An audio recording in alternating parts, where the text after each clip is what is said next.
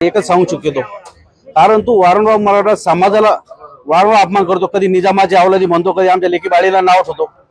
जर असं जर वारंवार कृत्य करत असेल तर आम्ही बोलतो कमी आणि हात चालले जास्त. आम्हाला बोलता कमी येतो, हात चालले जास्त चालले येतात. त्याच्यामुळे आता त्याची इथं मराठा समाज काही करणार नाही. त्यामुळे त्याला आज 2 चांगल्या प्रकारचे मराठा समाज त्याला ठेसले. त्याच्या तोंडातून जो शेण वकला याच्यावर गुन्हा दाखल करण्यासाठी आम्ही आज पोलीस स्टेशन मध्ये आलेलो आहे. सर्वप्रथम इथं डीवायएसपी साहेब पण आले, या पोलीस स्टेशनचे पोलीस निरीक्षक साहेब पण आहे. आम्ही यांना पहिली मागणी करणार, याला ताब्यात घ्या.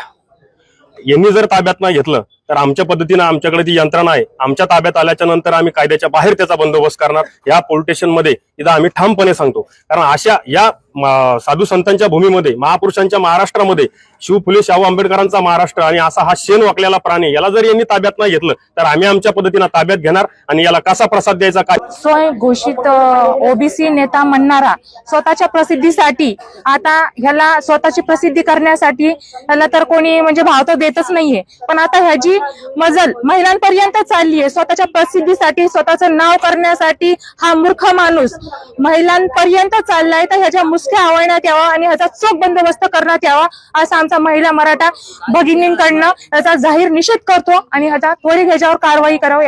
काल परवा स्वयंघोषित ज्याच्या सोबत समाजाचा एकही माणूस त्याच्या सोबत नाही, असं स्वयंघोषित ओबीसी नेता नवनाथ वाघमारे यांनी मराठा समाजातील महिला आणि मुलींबद्दल जे अवमानकारक वक्तव्य केलं, अशा या नालायक व्यक्तीविरोधात आज मराठा क्रांती मोर्चा आणि सकल मराठा समाज आणि सर्व मराठा समाजाच्या भगिनीच्या वतीनं आज आम्ही या ठिकाणी कदमजाला पोलीस स्टेशनमध्ये त्याच्यावर गुन्हा दाखल करण्यासाठी आलेलो आहोत.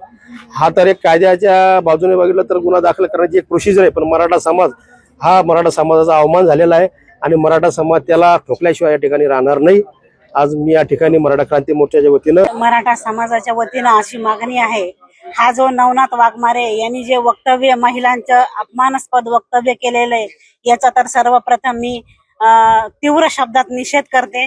आणि हे असं बोलणं एकदम चुकीचं आहे. कोणतीही माता भगिनी, आपला महाराष्ट्र महिलांचा सन्मान करणारा हा महाराष्ट्र आहे आणि आम्ही